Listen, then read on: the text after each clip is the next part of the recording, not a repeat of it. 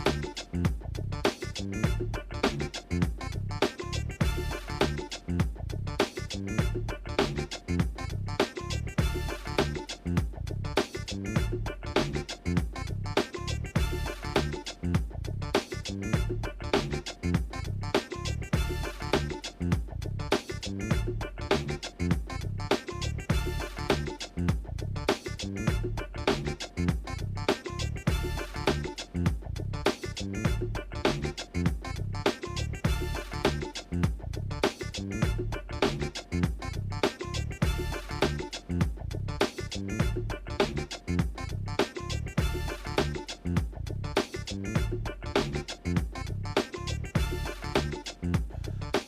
is Thursday, May 30th, 2024. Coming up on Roland Martin Unfiltered, streaming live on the Black Star Network.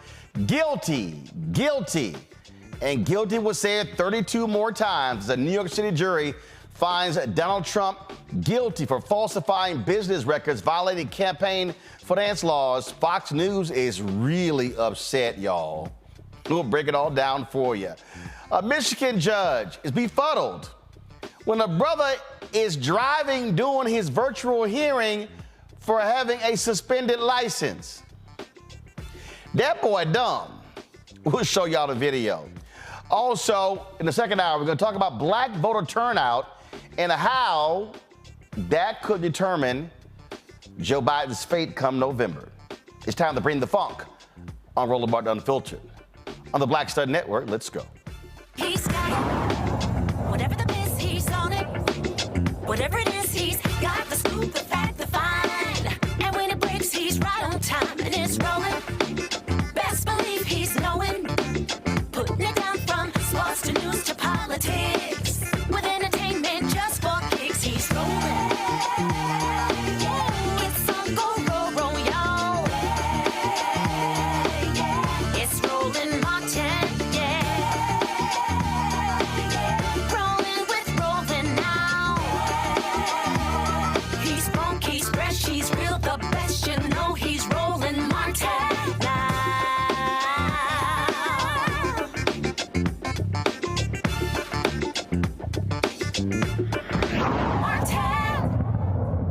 For years, Donald Trump has gotten away with all of his law breaking. He's never been held accountable until he messed with New York State. Today, Manhattan DA Alvin Bragg has successfully prosecuted Donald Trump on 34 counts of violating campaign finance laws. He was trying to hide hush money payments to porn star Stormy Daniels, who he cheated on with his wife after she had a baby. Here are all of the counts. There were 34 counts, and that jury read guilty 34 different times. The panel of 7 men and 5 women were unanimous in convicting Donald Trump of those payments. They believed his ex-lawyer, Michael Cohen, who testified that Trump ordered him to hide those payments. He will be sentenced on July 11th, but will remain free. Michael Sozan, a senior fellow at the Center for American Progress Action Fund, joins us right now. Also, my panel, Reese Colbert, host of the Reese Colbert Show out of Sirius XM Radio out of D.C., Dr. Greg Carr, Department of Afro-American Studies, Howard University, also out of D.C., Lauren Victoria Burke, Black Press USA out of Arlington, Virginia. We'll be joined shortly by attorney Scott Bolden, a regular legal analyst on our show as well. This was quite the interesting day here, Mike. And of course, Trump never held accountable for his actions. Today, he is now a convicted felon. That's right. Thanks for having me on, Roland. I mean, that I think is the big headline here. This is a huge day for accountability and the rule of law. I mean, we are a nation where no one is supposed to be above the law, not even a former president. And as you said, these were unanimous verdicts, guilty on all 34 counts. This was a case that some people said from the beginning was going to be too tough to prove, but I think that the DA's team did an excellent job. Donald Trump had every opportunity to present his case. The judge was fair-minded. Trump tried to bend the rules along the way and was found in violation of a gag order 10 different times. He could have taken the stand if he wanted to set the record straight, as he says. He's still saying it's rigged. But this is a big day. It's a sober day as well. It's not really a cause for celebration. I mean, this is the first time that a president or a former president has been convicted of crimes. But this is a big day for accountability in this country and for this democracy. Well, the thing that jumps out at me, again, the sign above the Supreme Court says equal justice under law. And the reality is this here. Republicans, they don't believe that. They have defended this man. I mean, I was driving in, listening to Sirius XM radio, and oh Lord, the Fox News. There wasn't a single person on Fox News who was presenting a fair and balanced perspective on this. It was all kissing up to Trump. Janine Pirro, she said, "I've been in this system 32 years, and I'm just so disillusioned today." Really? Really? It was clear. First of all, I got to keep reminding people, Michael Cohen was prosecuted by the Trump Department of Justice for the same crimes. His lawyer. So to act like, oh, that was good, but prosecuting him is bad, that's crazy. Yep, that's right. And I was tuned into Fox News a little bit after the verdict as well. As I was going through the various channels, and you're right, they're already trying to reaffirm what Trump is saying, that this is a rigged system, that this was a rigged trial from the beginning, and that, as always, they're saying that this was coordinated somehow with Joe Biden, and that this is in some ways Joe Biden trying to interfere with the election that he allegedly feels he's going to lose. So he's got to resort to these tactics. But there's no evidence for any of that. We see right through that. And so it's another example of how so many people in this country live in two media ecosystems, and they can look at the same set of facts and reach wildly different conclusions. But I think that the majority of Americans, especially those who haven't chosen a side, who are open to facts and law and fairness and justice, are going to see this verdict. And I think many of them are going to have a real problem supporting Donald Trump, voting for Donald Trump in the November election. This is just a real watershed moment. And I think and I hope that for the good of democracy, that Americans are going to take a really good look at this verdict. Reese, I could not help but laugh when I saw a poor little Megyn Kelly. She sent this tweet out after the verdict. Go to my iPad, Henry. Guilty on all counts. The country is disgraced. Alvin Bragg should be disbarred. They will rue the day they unleash this lawfare to corrupt a presidential election. No, y'all will rue the day when you support a person for president who broke the law before he was elected, broke the law while he was president, broke the law afterwards. Yeah, first of all, this conviction means that, in a sense, the 2016 election was stolen, because this relates to essentially what amounts to election fraud. And people knew that he was out there screwing porn stars while his wife was pregnant. His ass probably wouldn't have won. Okay, he wasn't that good of a candidate. All right, and so the whole notion that this is some sort of injustice as it relates to this election, when they had 20 crazy motherfuckers who have the same positions as Donald Trump running for president, including governors, former governors, senators, and all kind of shit. They could have picked any one of them, and he was on trial. He was indicted during the entire campaign season. They could have picked any one of them. This is y'all horse. Y'all chose to ride it right off into the damn sunset with his 34 now convictions. As far as the notion that we shouldn't celebrate today, hell yeah, I'm celebrating today. Are you kidding me? For what? You have a powerful, wealthy, questionably wealthy white man who is being held to the same system that he has celebrated and he has perpetuated in terms of one of his first orders of business was getting Jeff Sessions to increase the penalties for things like weed. Hell yeah, I'm celebrating. The same motherfucker that took out a full-page ad to call for the death penalty for teenagers who were wrongfully accused, the exonerated 5. Hell yeah, I'm celebrating. I don't know if he's going to go to jail, probably not, but today is a day to celebrate for me. Lauren Victoria Burke, again, when you look at this case, you saw all these Republicans going to that courtroom, sucking up to Trump, dressed alike, looking like they were pledging Trump fraternity at Trump University. They all had to be hazed into doing that, defending him. And it's just, I mean, again, you listen to the whining and complaining and you go, really? I thought y'all were the law and order crowd. Yeah, certainly they're law and order until, of course, law and order arrives at their door. I mean, it's understood that the justice system in this country is not equal I will say, though, this is not my favorite case. This is not my favorite Trump case at all. The election interference case, in my view, is the best of the cases that have been presented. I wish these prosecutors had organized this a little bit differently, because I actually thought this was the weakest case. So I guess I sit here surprised that he was. But you say organized, but the election interference, that's Georgia. That's a Georgia state case. This was a New York state case. Then you have the federal. So the reality is you can't organize state and federal cases. Perhaps not, but when you're dealing with a former president of the United States and you understand that that's an unprecedented situation in American history, it might be wise to pick your cases and pick the order of the cases in a way that represents those facts and this historic moment. It is a huge moment, to say the least.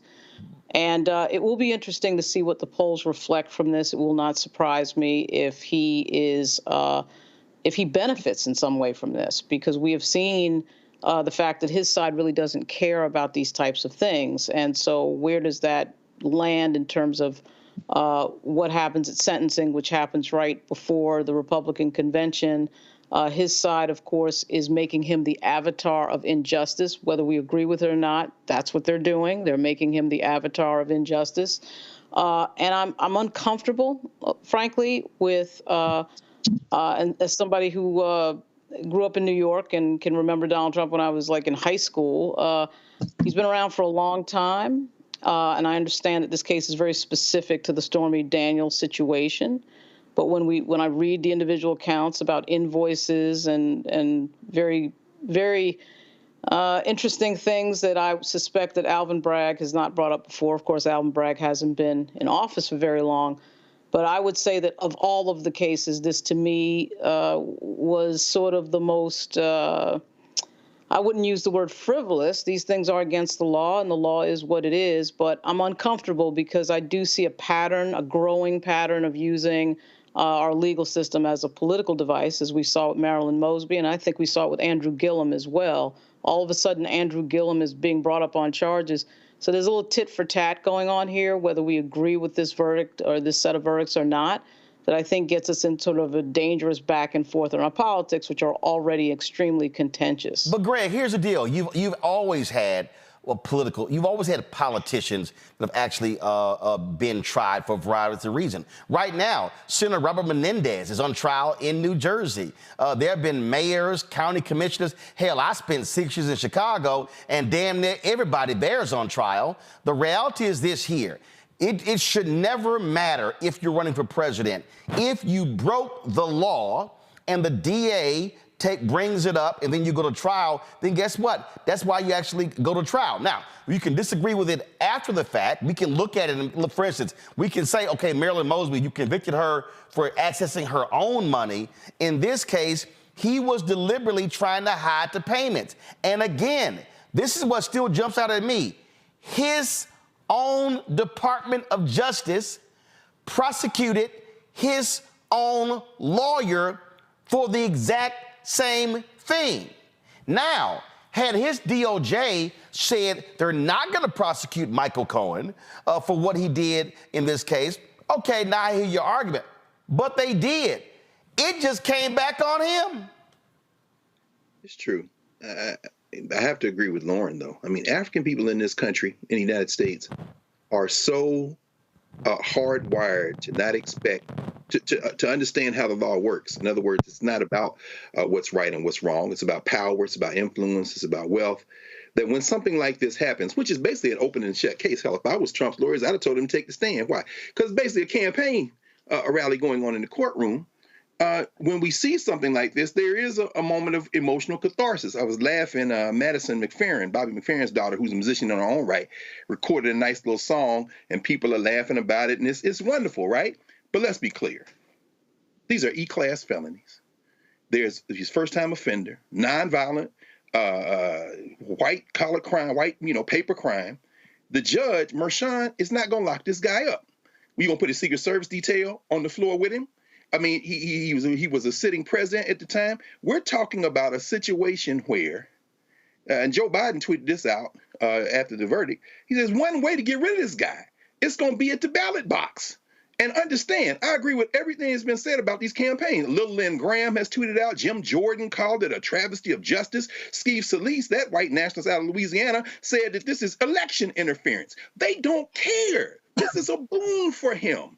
MAGA Mike said it's a shameful day. Look, at a time when you got two sitting Supreme Court justices who don't give a damn, and the Chief Justice of the Supreme Court told Congress today, I ain't testifying, and they ain't got to recuse themselves. What is clear is there is no rule of law in this country. There's an illusion of a rule of law, and there are technicalities, and there is there's a legal framework that might or might not be imposed. Donald Trump was going to be convicted. He's guilty of sin. If I was his lawyer, I'd told him probably to go ahead, because remember, it was on this show. Remember, Roland, when you were covering what happened in Atlanta and he got booked, we all said he's going to turn that mugshot into a fundraiser, and he's making all kinds of money. Last thing I'll say is this. On a day when it looks like the African National Congress in South Africa, for the first time since elections have been held in 1994, are going to lose their majority, and they might have to make peace with what they're calling the Center Party, which is really the home of the old white nationalist party, the Democratic Alliance. Imagine this. The biggest news in the United States of America is that Donald Trump got convicted of 34 E-class felonies at a moment that it might even boost his campaign, and it didn't disqualify him for being president of the United States.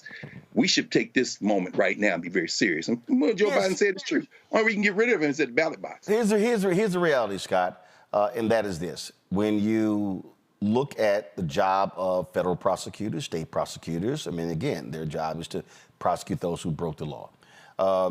Donald Trump, he has no bottom. So the reality is, it doesn't matter what it is. He'll campaign off of anything. He doesn't have any morals, values, principles, decency, ethics. It doesn't matter. And so I think what has often happened is, I think he actually has escaped accountability because of that. Remember, it was Senator Susan Collins of Maine who said after the first impeachment, oh, I think he's now learned his lesson. No, he didn't. And so the reality is, you can't factor that into the equation. This guy doesn't care, so therefore you must hold him accountable. Damn any other thing that may happen outside of that. And the criminal justice system is about holding them accountable. So your guests, God bless them, and they're friends of mine, and the other commentators who live in this world of politics, and they have political answers, right? Okay, you can be political accountability at the ballot box, right? But if you break the law, if you have criminal intent to break the law, then the criminal justice system is built to hold you accountable for criminal conduct. And the Court of Appeals, a grand jury, prosecutors, defense, judges, Court of Appeals judges have all looked at this case and said, let it go forward. This is the criminal justice system at work, and this was a prosecutor's verdict within 12 hours. I mean, this case wasn't even close. And so I think both systems work. And Donald Trump can con America or con the GOP and RNC and con 45% of the voters in America, but you cannot con the criminal justice system. You cannot con those who care about democracy and care about what is righteous and moral and good, and that they don't want a reprobate essentially to be running the country, who has run the country before, right? And so this duality is part of our democracy. They're not counter to one another. And so I think both are important. And I will tell you this, Roland, lastly, anybody that thinks that Judge Marchant, who's been the subject of vicious attacks by Donald Trump, his family been attacked by Donald Trump, that he's not thinking about putting Donald Trump in jail. I don't know many people walking around with 34 felony counts, regardless of what you think about the case or the facts, who are walking around without getting any jail time. It is a real possibility. Now, watch what I say. I told you this a year ago. I told others a year ago. This is the process. Watch and see what Marchant does. It may not be soon because there are going to be appeals. They're going to stay sentencing. They're going to be filing papers for sentencing memorandums and what have you. He may not go to jail right away. He may get through the election. But incarceration on sentencing guidelines in New York is real, it's valid, and it's a real probability with Judge Marchant. Mike, I saw you shaking your head agreeing with Scott there. Yep, I agree with what a lot of what was just said. I also, from experts that I've read and people who have worked in New York State, jail time is standard for cases like this, for convictions like this, for other defendants. It would not be out of the ordinary based on what's happened in the past many, many years. I also agree that, chances that Trump will likely avoid that having to actually be incarcerated through his appeal after the election, et cetera. But I also think I was agreeing that, of course, we can look at the politics of this. We can look at this through the legal system lens. But, one thing that I think is really important here, again, to emphasize is there is some degree of accountability here.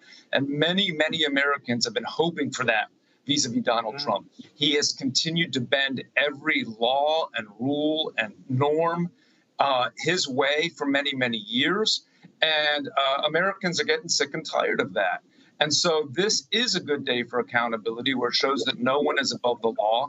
And the other point I'll just make is that I agree that some of the other cases, the prosecutions that are ongoing, either in Georgia or the D.C. prosecution for Trump's plot to overthrow the election, or even the prosecution that's ongoing regarding Trump keeping the classified documents, those are more important in some ways. But they all go back to the central point that he continues to break the law in order to gain power and then to hold on to power. And that's been a throughput for much of his career, and certainly since he ran for president in 2016. And so today, I think, is a big day for accountability. Mike Sozan, I certainly appreciate you joining us. Thanks a lot.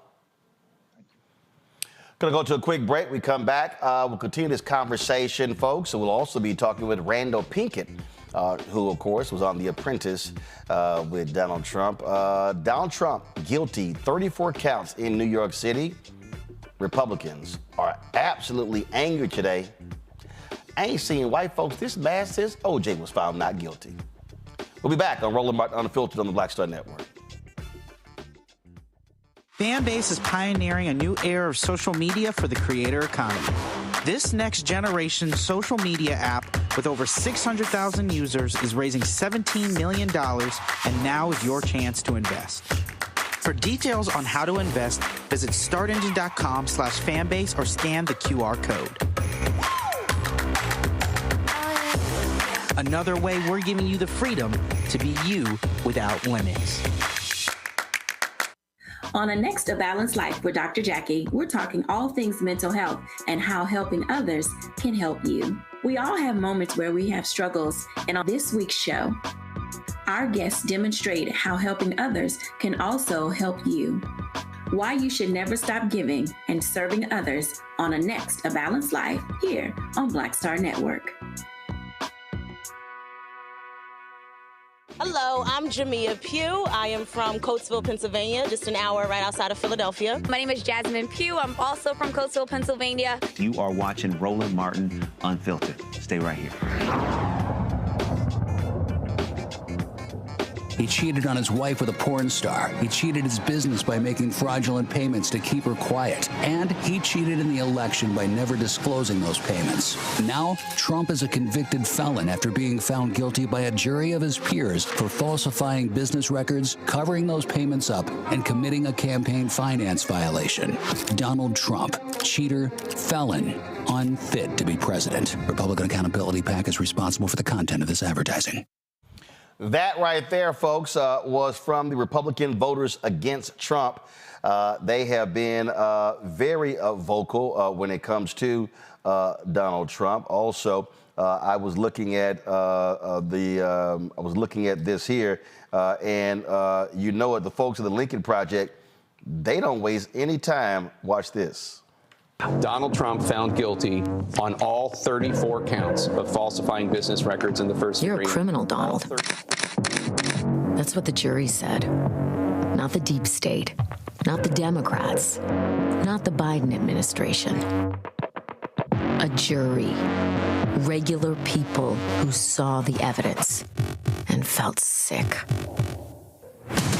You're a criminal, and you did it to yourself. Nobody's ever seen anything like this.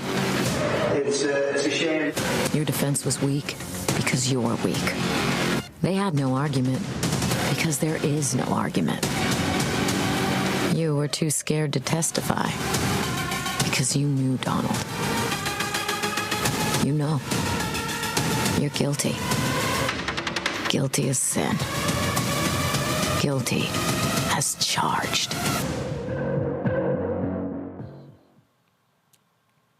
That was music to your ears, Reese. Reese, you were a little excited right there. That was some good shit. Listen, I know that I'm not the gravitas person on the panel, so I will fly that flag today. I'm going to wear that hat and I'm going to wear that cape. I am the low down in the gutter ass person on the panel. And today is one of those days where I think I come in great handy, because at the end of the day, we don't need to take cues from Republicans. Republicans will exploit anything. They'll make some shit up to exploit. So the whole idea that we're handing something to Republicans, handing something to Trump, I don't buy that. Because they don't have to be handed anything. They will do whatever it takes. There's no law they're unwilling to go in order to maintain power, maintain their grip on power. And so what the Democrats need to do is take a cue from that ad and remind people that you are facing a president. Okay, Joe Biden, oh, he tripped over a sandbag, whatever. You are facing the choice between a now 34 times convicted, and a win is a win. I don't give a damn if he was convicted of 34 traffic tickets. I'm calling his ass a felon. That's what he is. The same way if you were convicted of cashing a bad check, you a felon, or any other thing that they want to hang around your head as a scarlet letter for the rest of your life, I'm gonna hang that around his head. And so I want the Democrats, I was disgusted when Biden said he had no further comment. Are you kidding me? This person is almost kicking your ass in many battleground polls, and he just got convicted of 34 counts. They need to be matching the energy as much as the Republicans are going to try to leverage this and make him out to be some sort of martyr and some sort of victim. Then you need to be reminding people of any kind of sense, which I do think outnumber the Republican voters. It's just that people don't vote. That you are looking at a 34-time convicted, now 50-something more additional indictments that he's facing, twice impeached president, who, by the way, when he was president, 500,000 people died of COVID under his watch and all kind of shit that went wrong. That's the kind of thing that you need to be hammering home. This is not a normal election. To treat Donald Trump as a normal opponent, as just another old guy who you may like a little bit more, is malpractice. So I hope that they don't be scared like they always are with this. I hope that people don't try to, shy away from this and think that it's going to speak for itself. You have to drive this point home. The same way on the other side, they're going to drive it home that he's innocent and he's a victim. I know this is AI, but this is another video that was on the Lincoln Project's page.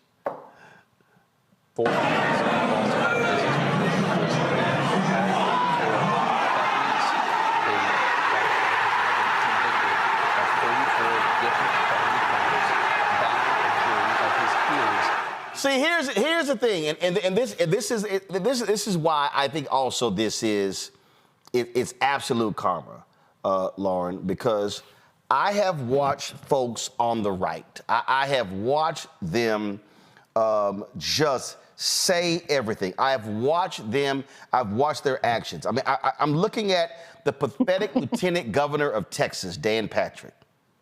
I have watched this man.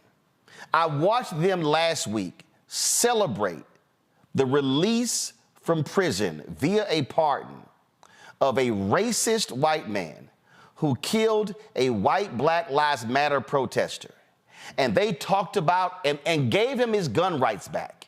That's right. And they talked about, how this was important and this man stood his ground. Yet today, here's the same Dan Patrick. Here we go to my iPad. Today's guilty verdict against President Trump is an absolute travesty of our judicial system. There was no crime, and the prosecution's star witness was a convicted liar and an admitted thief. The judge was biased against President Trump throughout the entire trial. This will be reversed at some point, but the Democrats got what they wanted, to prosecute and persecute a man they know they cannot beat in November. If the justice system can do this to a former president, it can do it to anyone in America. That should frighten every American. New York and Biden have turned our country into a third world style justice system that goes after political opponents like you see in Russia or North Korea. It's a sad day for America. He is defending somebody who has said if he's elected again, he is going after his political opponents. He is defending a man who said, if I get elected, I will unleash the IRS against my political opponents, who literally argued in court that a president can have a political rival assassinated. I want them to feel all this damn pain for what, because again, these people have no bottom. And if you got to get his ass by any means necessary, especially because again, the bottom line is you can't just keep letting somebody flout, and go, well, you know, look at all Democrats. I don't know how people gonna react if we go after him. Y'all don't say it to nobody black. You has break the law. It's black. Who's the brother? Sat in Rikers Island for 3 damn years, accused of stealing a backpack, and they got Haley Browder. Right. So I don't give a damn about this punk ass getting convicted. You go after fools like this because you know what? They ain't got no problem going after other people. Yeah, I mean, the double standard and hypocrisy is not breaking news. I mean, we've known that the entire time. They don't apply the rules to themselves. We understand that. But I don't know that the real victory here is about, 34 invoices involving Michael Cohen. The real victory is what happened. They got Al Capone on tax evasion, and he murdered people. Yeah, okay. So this guy is running for president, is going to be the Republican nominee, and in 159 days, we find out where the real victory is. The real victory is who gets elected president of the United States. You damn right. 159 days. And so if this verdict might feel good, and I'm sure it does feel good for a lot of people, and that's fine. By the letter of the law, what Alvin Bragg has done here is accurate. I'm not arguing that. What I'm saying is this is there's 2 things. One is the obviously more serious case is the election interference case, where we had a bunch of lunatics show up at the United States Capitol in an effort to block the certification of a presidential election. Okay, but Lauren, that's the more serious. But Lauren, that's the more serious case. Obviously, that's the more important case. If you read the counts, if you read the 34 counts, when is that going? But here's the deal, though. Okay, that's the more important trial. Great. I'm glad. But here's what I'm confused. What I'm saying is, no, hold on, wait. Hold on one second. I got to ask you a question. You say that's the more serious deal. Here's the reality. If you broke the law in multiple ways, okay, and there are multiple trials, okay, you can rank them 1, 2, 3, 4. You can say the Letitia James case wasn't that big of a deal. It was. So this notion that what's more serious compared to this one is irrelevant if you broke the law. That's what I just said, Roland, if you were listening. What I said was, it's great. He broke the law. The letter of the law is what it is. Alvin Bragg is correct on that. What I am saying is that these cases, when you have someone who was the president of the United States who is about to be on the ballot for a second time, who has I think, a fairly good chance of being reelected, one would think that somebody, Merrick Garland, Alvin Bragg, Tish James, whoever that might be, may want to pick the most serious case to adjudicate. They can't, Lauren. They can't. Merrick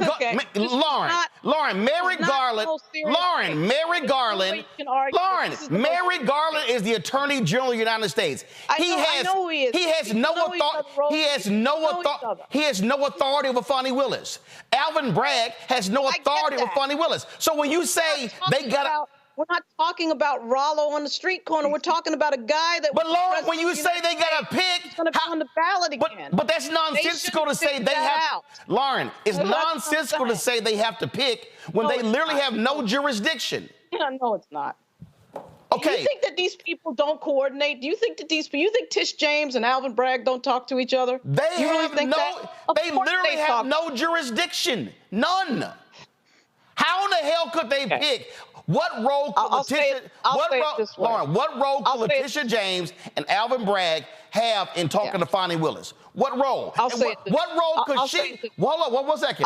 What role could Fani Willis have telling Alvin Bragg, slow your case down? She has no role. I'll say it this way. This entire time, this entire campaign with regard to Joe Biden, he's been running the campaign as a vote for me because the other guy is crazy. We all know the other guy is crazy. We know the other guy is immoral. We know the other guy broke the law. We all understand that. That has not worked as witnessed by what we're seeing in most of the polling. I don't think all these polls could be wrong. Maybe they could be wrong, but I doubt it. So that strategy of trying to argue that vote for me because there's something wrong with the other guy doesn't necessarily work, even at this moment where we have a 34-count conviction. Okay. Because as we know, the MAGA Republicans, as you know, Roland, very well, they don't care about morality. They don't care about the rule of law. They don't care about fairness. So what I'm saying is the real victory is in 159 days. The real answer to it, if it works, is the election, not this moment. Well, and here's the deal. That's what I'm saying. But here's the deal for me, Greg, how I look at this here. You can look at these things in a very individual way. And that is this here. Yes, you can say the election is the ultimate. You know what? There are people who actually said that with the first impeachment. There are people who said that with the second impeachment. In fact, Republicans, Mitch McConnell voted against convicting him because he said, oh, he's been impeached the second time. No need to convict. We'll never hear from him again. How did that work out? So the bottom line is this here. For me, whether it's Letitia James' trial, whether it's Alvin Bragg's case, whether it's Fonnie Willis's case, whether it's Jack Smith's case, you just mow his ass down case by case by case by case. Absolutely. The Democrats are not going to do that. I want to echo what you said, Reed. They are going to pretend as if they live in a society where the rule of law wins out and there are rules. They continue to act stupidly. Let's be very clear about this, and let's be crystal clear. Let's start with the last one you mentioned, Roland, the special prosecutor case here in the district. When did Biden and Harris take office? That was January 2021, correct? Right. Jack Smith was appointed by Merrick Garland in November of 2021. No, I'm sorry. November 2022. Let's be very clear about this. Okay, can we just be very clear about this? The special prosecutor was appointed a year and a half, almost 2 years after Biden got in office. They want to play like there's a rule of law. Trump was indicted in August 2023 on those 4 counts that the special counsel here in the district under the sister, Judge Churkin in D.C. And she set a trial date on the 4th of March. Well, she had to vacate that date because she wanted the immunity claim, Trump's immunity claim, to be resolved. And that has been, the Supreme Court refused to expedite that hearing, sent it down to the D.C. Circuit. The D.C. Circuit upheld Judge Churkin's ruling. And now the Supreme Court says they want to hear it. They heard the orals, and sometime next month, which is after Saturday, starts June the 1st, we're going to hear United States versus Trump. Bet your money that they're going to figure out a way not to make the ruling or make the most narrow possible ruling and send it back down. Of course. Delay has been the thing. Now that's on the legal side. But again, the political side is what we're talking about. Whether they coordinate on the Democratic side or not, the attorneys general in New York or Georgia or the federal government, of course, the greatest beneficiary of affirmative action in American history, Merrick Garland, drug his feet, is on one side. On the other side, you can guarantee who is coordinating. The white nationalists in this country, D-E-L-A-Y. That 5-letter word has been driving this whole thing. If they can get it to November, voter turnout suppression, voter suppression, all type of, their base is today figuring out ways to gin this thing up. And finally, the only way that the Democrats are going to combat that is to, as you said, Reese, take a page from the Lincoln Project. One second. I got Alvin Bragg right now is having his news conference live in New York City. Yes. Good evening. First and foremost, I want to thank the jury for its service. Jurors perform a fundamental civic duty. Their service is literally the cornerstone of our judicial system. We should all be thankful for the careful attention that this jury paid to the evidence and the law and their time and commitment over these past several weeks. 12 everyday New Yorkers and, of course, our alternates heard testimony from 22 witnesses, including former and current employees of the defendant, media executives, book publishers, custodians of records, and others. They reviewed call logs, text messages, and emails. They heard recordings. They saw checks and invoices, bank statements, and calendar appointments. This type of white-collar prosecution is core to what we do at the Manhattan District Attorney's Office. In the 1930s, District Attorney Thomas Dewey ushered in the era of the modern, independent professional prosecutor. For now nearly 90 years, dedicated professionals in this office have built upon that fine tradition. A major part of our practice during that nearly 90 years has been public integrity work, including cases involving jurists, local and state electeds, public servants, and others. I want to thank this phenomenal prosecution team, embodying the finest traditions of this office: professionalism, integrity, dedication, and service. They are model public servants, and I am proud and humbled to serve side by side with them. The 12 everyday jurors vowed to make a decision based on the evidence and the law, and the evidence and the law alone. Their deliberations led them to a unanimous conclusion, beyond a reasonable doubt, that the defendant, Donald J. Trump, is guilty of 34 counts of falsifying business records in the first degree to conceal a scheme to corrupt the 2016 election. And while this defendant may be unlike any other in American history, we arrived at this trial and ultimately today at this verdict in the same manner as every other case that comes through the courtroom doors, by following the facts and the law and doing so without fear or favor. I want to conclude by expressing deep gratitude to the NYPD and the officers of the Office of Court Administration for securing the courthouse, all of our safety, making sure that the courthouse and all of the other matters that are important in their own right continued seamlessly. They will continue to be and have always been incredible partners. Thank you.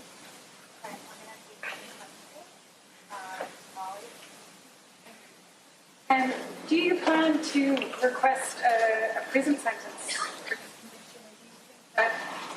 Donald Trump's multiple violations of the gag order that was in place should factor into that request at all? The judge scheduled a sentencing for July 11th. We will speak in court in that time. He also set a motion schedule. We will speak in our court filings as we've done throughout this proceeding. Donald Trump has repeatedly targeted you personally and members of your prosecution team. Do you have a response to the former president after this trial is concluded? I do not.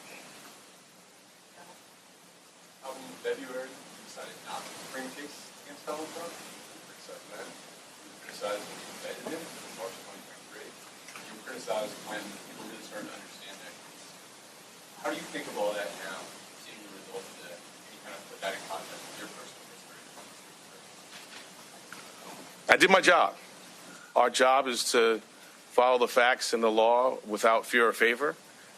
And that's exactly what we did here. And what I feel is just gratitude to work alongside phenomenal public servants who do that each and every day in matters that you all write about and make the press, and in lots of matters that you don't. I did my job. We did our job.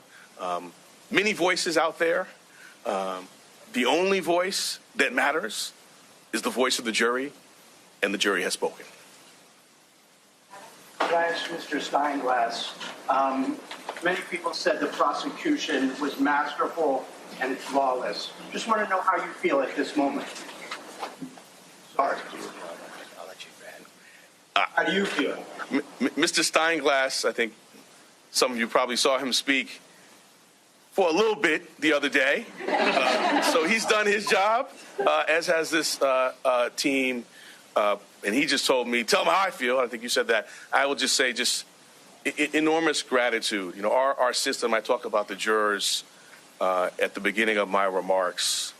We have a phenomenal system. 12 everyday New Yorkers. They listen to the judge's directions. They follow the evidence. You saw them in court every day. They were careful and attentive. And so I feel deep gratitude to work alongside them, to be a part of this system. And I just want to echo that this is what we're doing every single day. I mean, during this trial, just this week, right, ghost gun indictment, Grimaldi's wage theft plea resolution, sex crimes, convictions, all sorts of work that's being done by phenomenal public servants. So we're before you today on this obviously consequential matter, but this is what we do every day. We follow the facts and the law without fear or favor. If a jail sentence is in the cards, it is likely that Trump and his attorneys would seek a stay on enforcement of that sentence pending appeal. If that were the scenario, would your office object to staying the sentence?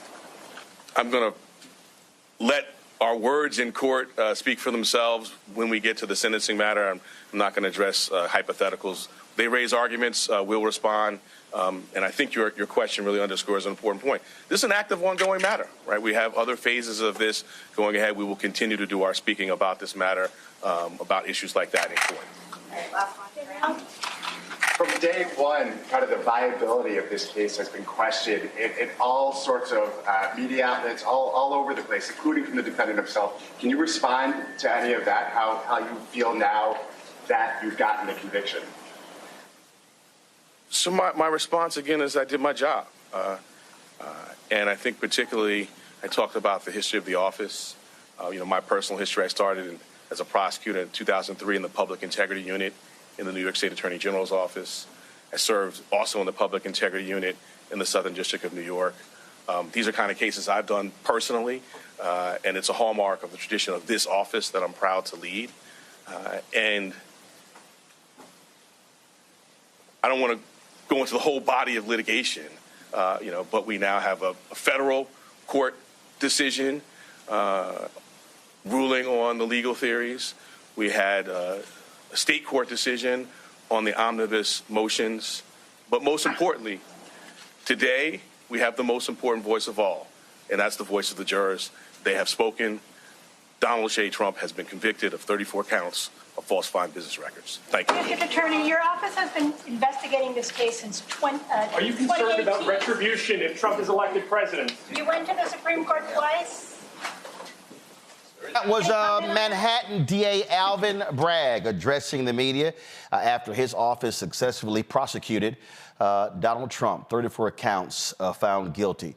Folks, we were going to talk to Randall Pinkett, of course. He was on The Apprentice about the producer of The Apprentice coming out today announcing that his NDA was up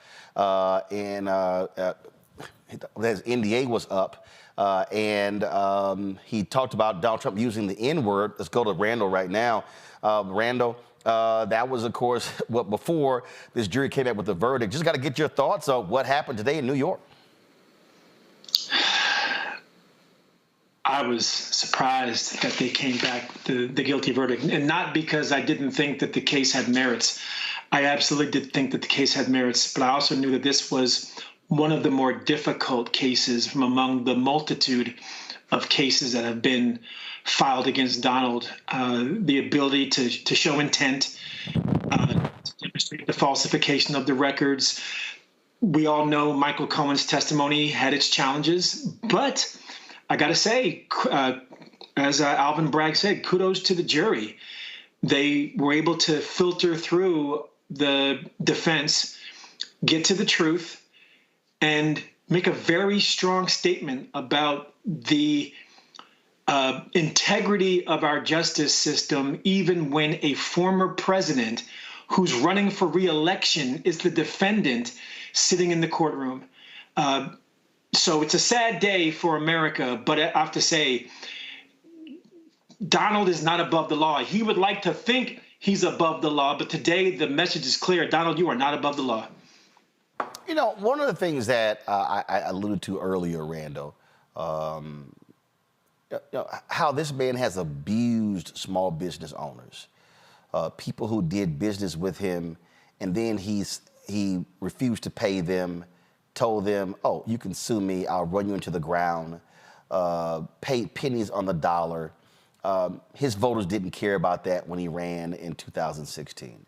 He has said, I could shoot somebody on the Fifth Avenue and it doesn't matter. And they proved time and time again. And I think what has happened is, I believe that other people, as a result of that, have said, you know what, there's something we really can do because it's not going to matter. This to me is where I believe the law is totally different.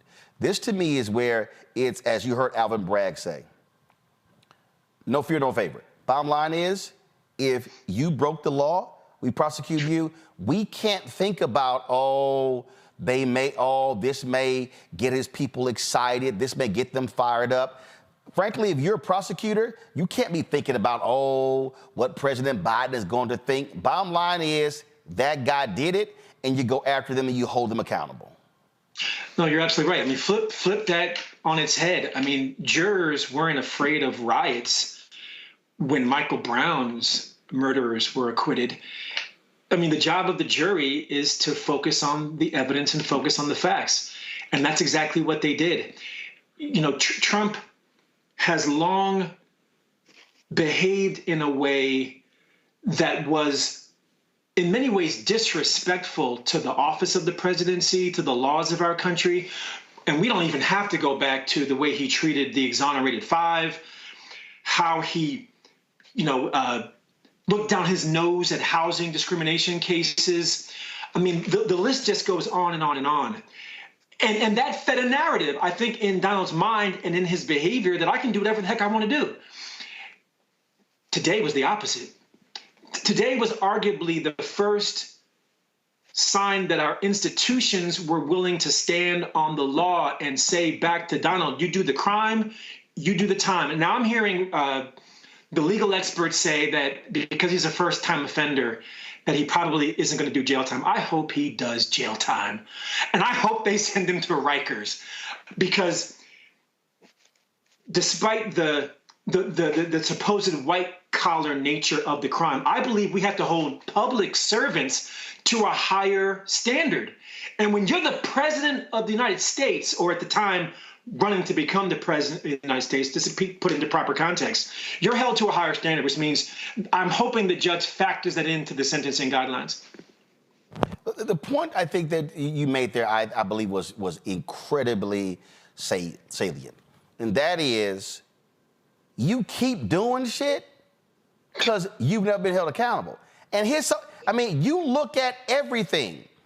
The brazen lying about his money, and the New York media loved it. They kept pumping him up.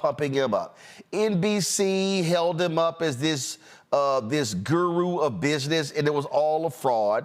We know he didn't have all the money, and they created this whole persona, The Apprentice. And then he does whatever. He lies, he cheats, he calls people, says, I'm John Barron, a PR person. He doesn't pay people when it comes to contracts. And then, okay, fine, run a fraudulent foundation, charity, buys his own paintings, he does all these things. Just lies about, I won 29, 30 club championships. He just put his name up there to feed his ego. That's what all this is. For Donald Trump to have to sit in the courtroom, have to look at 12 people who, frankly, he disdained. Tell it. He had to sit there and hear them say, guilty. Yeah. Guilty. Guilty. And 31 more times, and he has to get his ass back on that plane and fly down to Mar-a-Lago. And whether he likes it or not, he now has to accept, everywhere he goes, convicted felon. This is not the same as paying a fine. Right. And that is probably, that kills an ego like that. It destroys it. Just think about the way he behaved after the E. Jean Carroll verdict. We forget. I mean, that was a civil case, but nevertheless, a verdict was rendered. And when they told him to keep his mouth shut, what did he do? He opened his mouth. And what did the judge do? The judge hauled him back into court. First of all, credit to E. Jean Carroll for filing a countersuit for slander. Hauled him back into court and said, we're going to levy a significant fine, and I'm going to tell you again to keep your mouth shut. But you know what happened, Roland? He kept his mouth shut the second time because the fine was significant. So this brazen, I call it privilege on steroids, and this surreal world that Donald has created around himself, which I was privy to having worked for him, is now beginning to unravel because reality is biting him in the butt, no pun intended, from reality TV. That if you keep this type of behavior on for too long, eventually it's going to catch up with you. And I think about folks who went into his administration, like Omarosa. I think about Paul Manafort. I think about Flynn. Folks who thought they could go into his orbit and escape unscathed. They started going down like dominoes. You had to think that at some point the dominoes were going to catch Donald. Today was that day. Well, and on that point, Rad, that's why I always say you got to go ahead and take your shot, because he doesn't have a bottom. This notion that, oh, he's only going to go so far. No, there is no bottom. What happened on January 6th, the fact that they were pleading with him to call, and he sat there in the White House and watched TV, and I'm not calling a damn, he loved it. That man has no bottom. So you got to deal with him. You got to hit him with everything in every possible way to just sit. And guess what? I personally believe, let's be clear, Biden beat him. The bottom line is this here. He can raise some money off of this. There is going to be a political cost. There's going to be a political cost, I believe, to this being a guilty verdict, and if we have one of these other cases actually go to trial before November. Yeah, no, I agree. I mean, this bodes extraordinarily devastating for what lies ahead for Donald. Again, I thought this was the hardest of the cases. I agree with one of your earlier panelists that the election fraud case is the strongest. They've got him on tape. He was again brazen in his approach. That if they can find him guilty on these charges, and I don't know if any of these other cases are going to make it by the time of the election, he has a very long and difficult road ahead. And the polls have shown that there is a segment of the electorate that has gone on record to say, if he's convicted, it would change my opinion of whether or not I should vote for him. Now, how much that's going to affect the polls, we'll have to wait and see. Right. But the point is this: it is now a slippery slope. It was a slope before, but now it's slippery because now the dominoes are beginning to unfold. And if another case somehow finds the light of day before the election, yeah, you got a problem, Donald Trump. You got a big, big problem. I do have to ask you this here. Former Apprentice producer Bill Pruitt came out today and announced, he said that his NDA expired after 20 years. And he said that in Trump talking about Kwame Jackson winning The Apprentice, he used the N-word.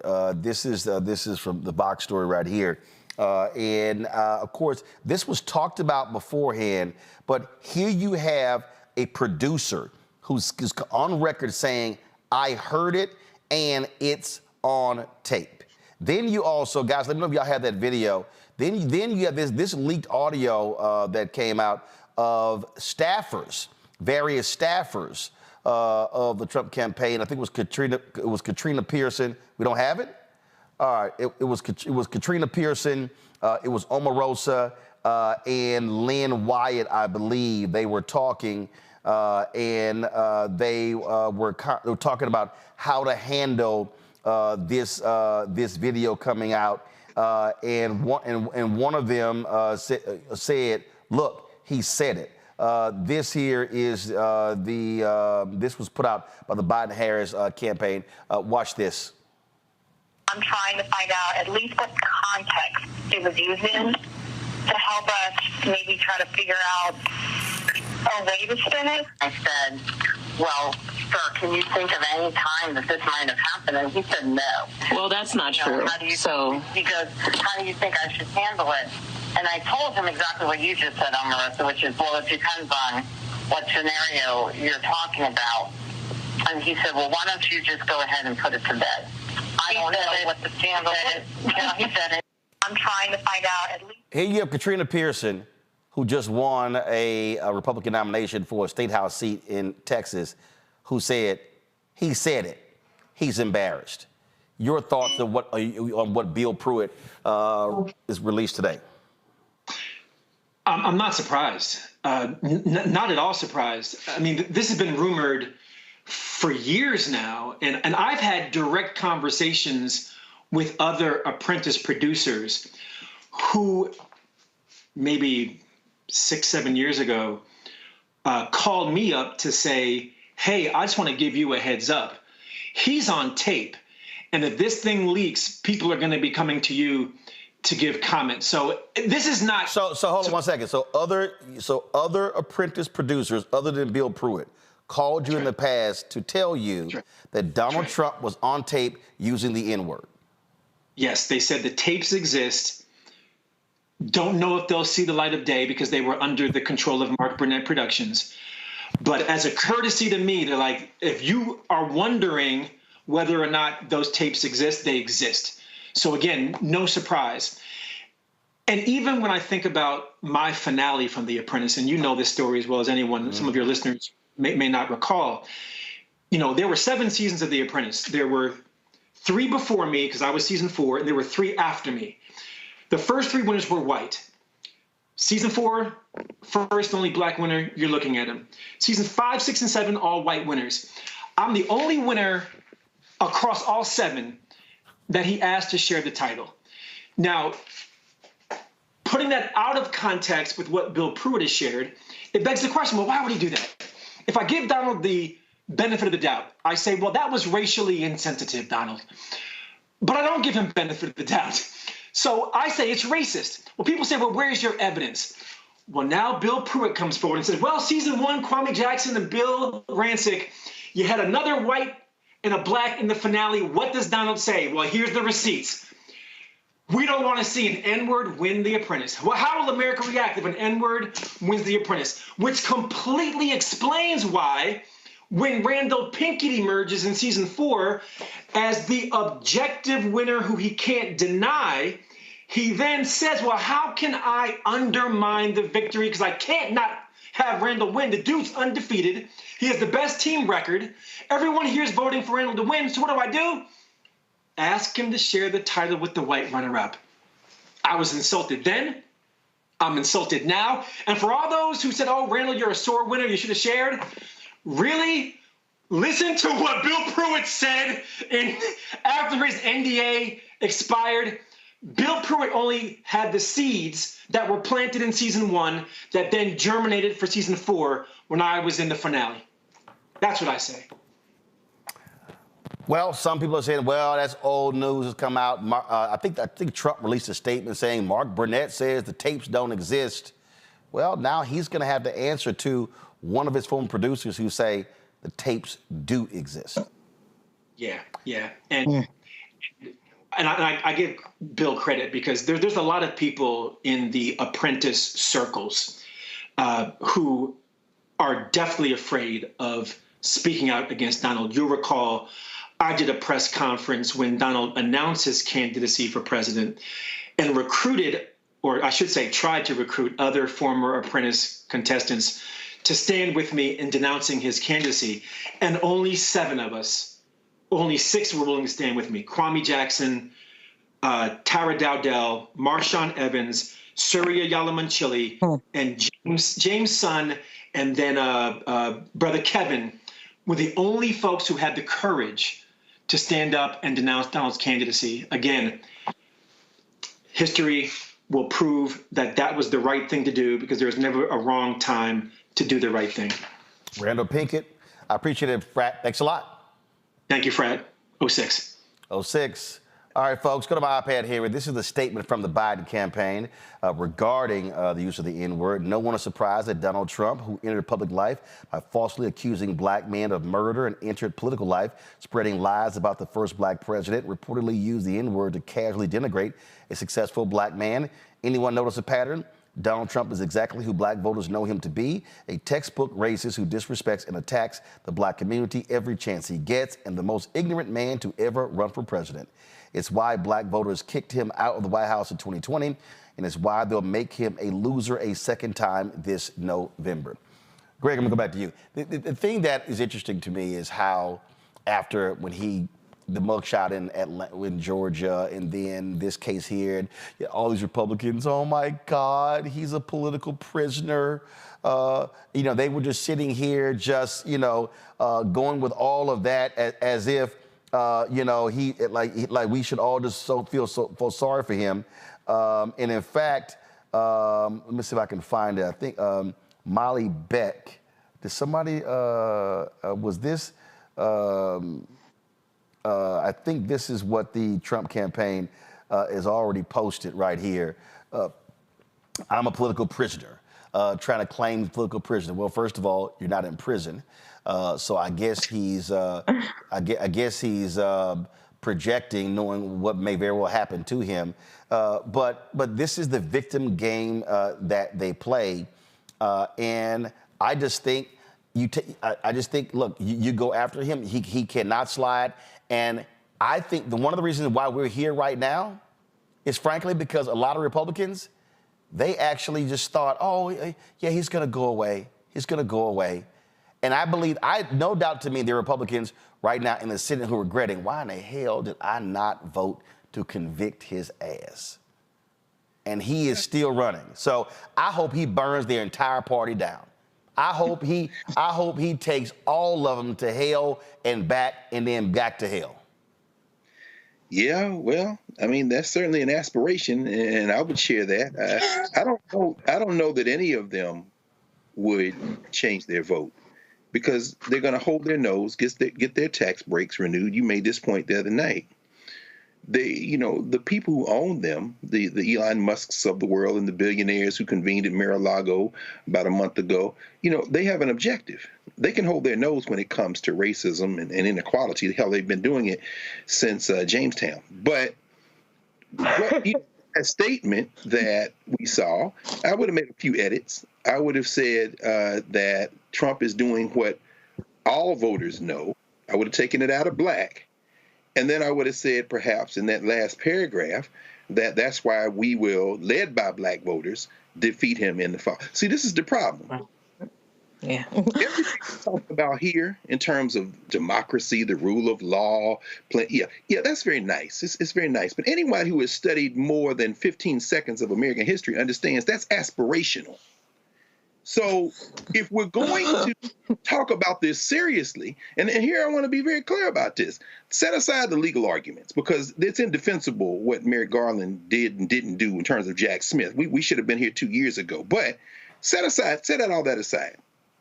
If you're going to talk about the politics of this is a very important day, because it gives us an opportunity again to seize upon that kind of visceral, emotional appeal and draw a bright line between those of us who stand with our common humanity, which means fairness, everything from health care and quality public education to a woman's right to control her body, all that stuff on one side, and the damn Ku Klux Klan on the other side. What they keep doing is mistaking the rhetoric. So I'm saying you got to go beyond just appealing to black voters, although you have to do that. You got to go beyond just appealing to Hispanic voters and targeting, micro-targeting. No, if you want to seize this moment, take it as an opportunity to say, we all stand for decency, and these nuts, including the billionaire-owned people in the Senate, including MAGA Mike Johnson, including the fascists in Texas and Louisiana that are saying now that if you got an abortion pill in Louisiana, it's a controlled substance, and we're going to pardon people who kill white people standing with black people in Texas, you got to say they are all on one side. They do not believe in what we believe. There is no we in this country, and until we don't get that through our heads, this man going to win again, and when he wins in the fall, What did Martin Luther King say? Everything Hitler did in Nazi Germany was legal. If you want, I'm not willing to bet my life and our lives on the aspirational fantasy. At this point, when they go low, we eviscerate them. Exactly what you're saying, and I'm not sure they've gotten that message just yet. Absolutely. This was outside of Trump International Hotel in New York City today. Somebody took to the chalk, guilty all 34 counts. Thank you, jurors. I wonder how long they're going to use a water hose to spray that off. Monique Presley, Attorney Jones is right now. Monique, your assessment of what happened today in the New York City courtroom. The jurors did what jurors do when the evidence is put in front of them. And let's be clear. There are other cases where jurors make decisions and we disagree. Disagreeing is not a problem. And a lot of people, you have these different legal analysts who were saying, oh, the prosecution, they made some serious mistakes. I don't know. The jury couldn't understand it. Somebody actually posted something, and I got to find it again, where one of the jurors here it is, Ryan Sylvie posted this. He said, juror number 2 said they got most of their news information from Donald Trump's Truth Social, and even that person voted to convict. That's right.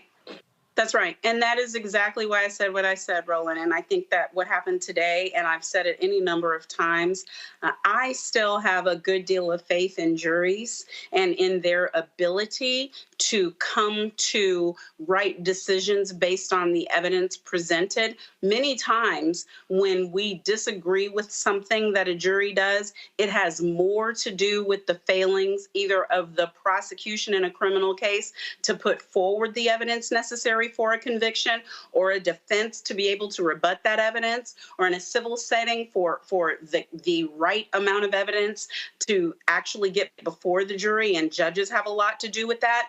But when you get peers sitting there and listening to the evidence, as you're saying now, even ones who like you, even ones who may have voted for you, will listen to the evidence and be like, come on, mans, come on. No, we know you did it. You know you did it. Everybody knows the same thing at this point, and they take that particular position of sitting there and making that decision very seriously. So my first thing is, as the chalk writer said, thank you, jurors, for taking your civic duty seriously. My second thing is progressive prosecutors matter. I'm still waiting for all of the expert analysts, for the legal analysts, for the political contributors who never tried a case in their life but call themselves legal analysts, for all the opinion and thought writers who said this is a misdemeanor case, it makes no sense to put it first. They're not going to be able to change the misdemeanors into felonies. What is Alvin Bragg thinking? He should have backed down and let Jack Smith go first. And even after all the other cases ended up bogged down in delays, in motions, in problems, they were still saying, I don't think he's going to be able to convert the misdemeanors into felonies. I mean, we heard everything you could think of that would doubt the decision-making of this progressive prosecutor. But at the end of the day, we're 34 up on this one case, which seems to be the only case that is going to go before a jury to actually require Donald Trump to answer for the offenses with which he's been charged. So progressive prosecutors matter. I can't say that without saying, yeah, I've spent the past couple of weeks, 3 weeks, months, however long I've been working, trying to help Marilyn Mosby get justice. A progressive prosecutor. Tish James, progressive prosecutor. Fonnie Willis, progressive prosecutor. Kim Foxx, progressive prosecutor. And the attack against them is on purpose, because when you put that level of discretion in the hands of a man or woman who, without fear or favor, just as Alvin Bragg said in his press conference, when they are willing to try the cases that need to be tried and decline to prosecute the cases that need to be declined and revisit the cases that need to be revisited, those are the people you want in those positions.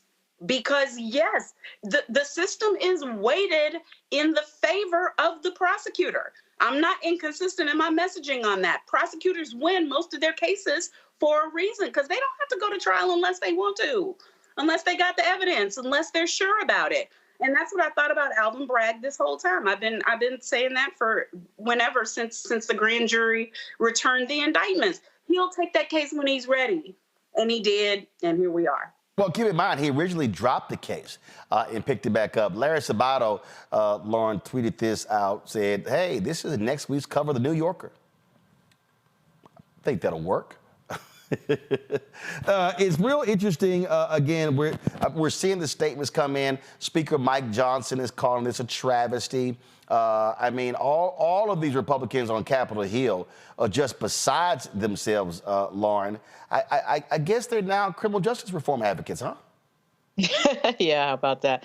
Yeah, I think, what Greg said about the aspirational nature of what our criminal justice system is kind of strikes me in this moment, because even though all these Republicans who talk so much about law and order, like you were just saying, Roland, are now putting out these statements that are anti-law and order. They've been saying, of course, the entire time that, of course, Manhattan and New York is a liberal jurisdiction, so he couldn't get justice. Of course, they tried to change the venue, on and on. So now suddenly they don't like law and order too much.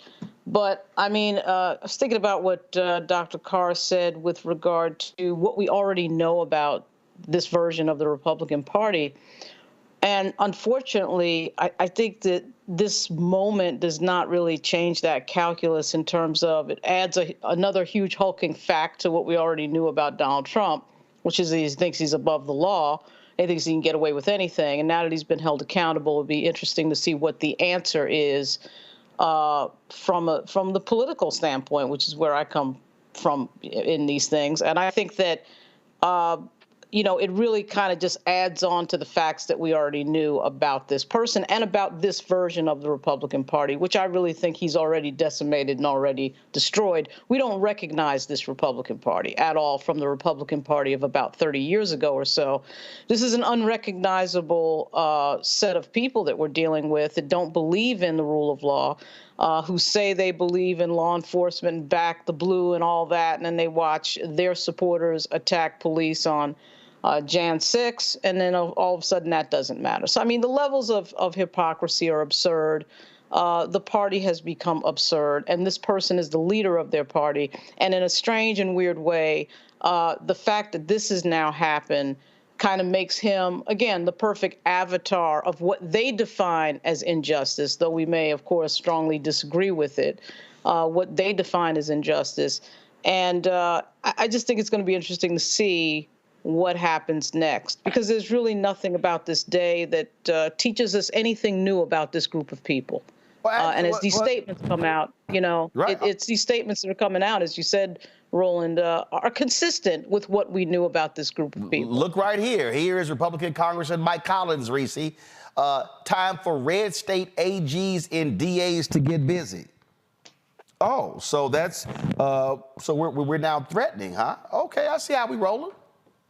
That's what they were doing. That's what they are openly talking about, using the justice system as a political tool. They've been doing that. That's part of their big plan should he get back in office.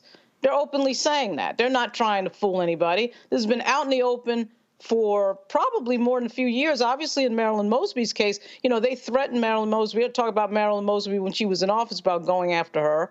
And that's exactly what they did. Like, there's no, they're not trying to pretend that that's not what they're doing.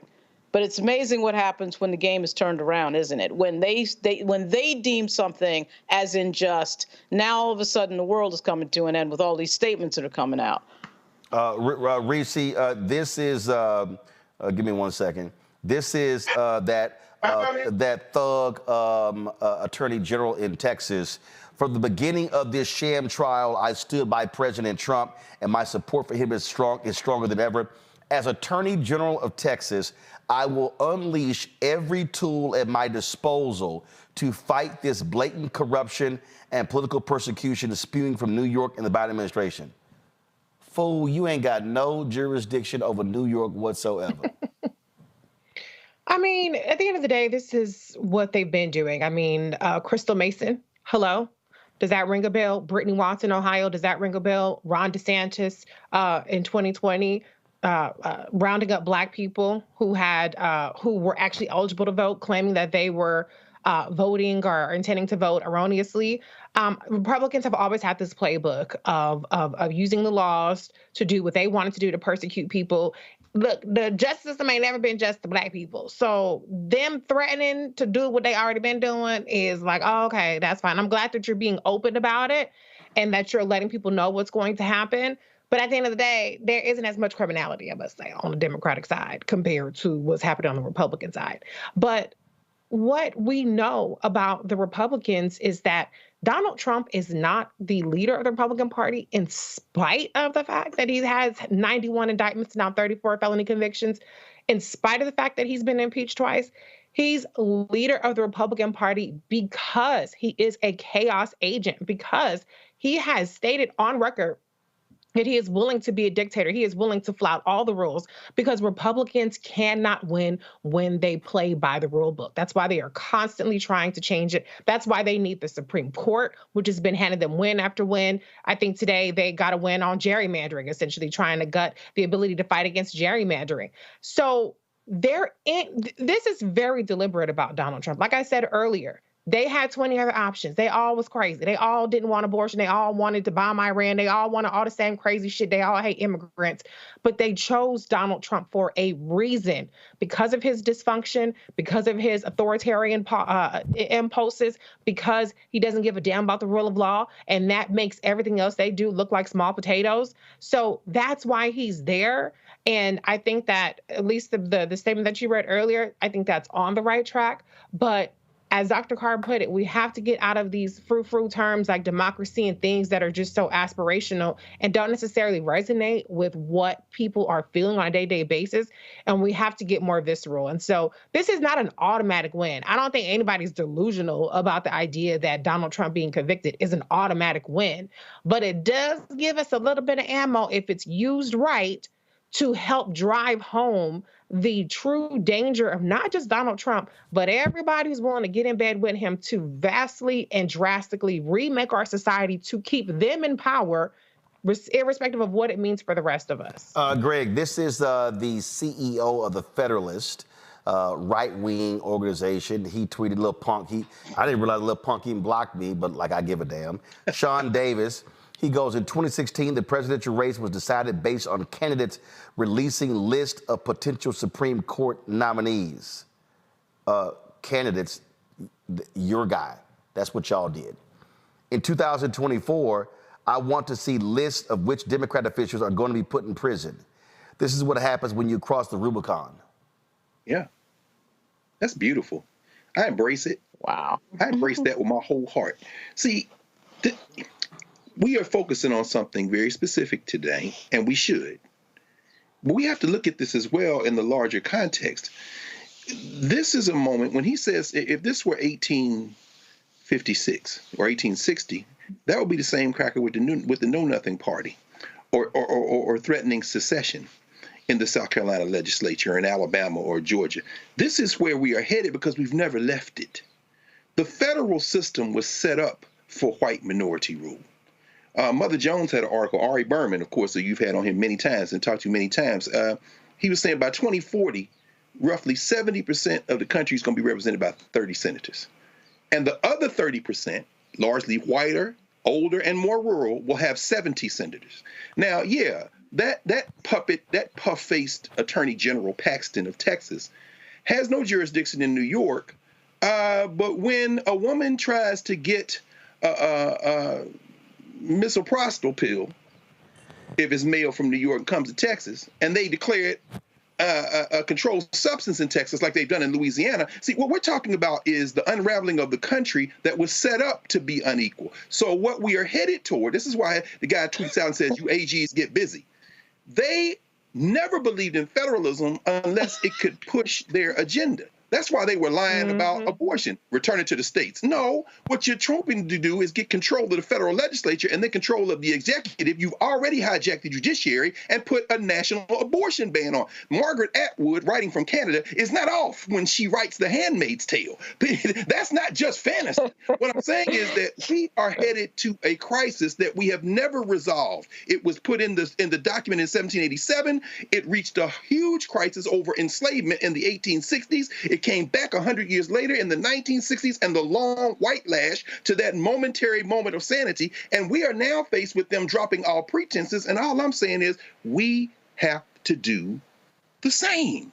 We have to do the same. Quit pretending like this is a grand experiment that we've all bought into. It's a white national settler colony, and these white boys are going to rule or ruin. That's the only choice.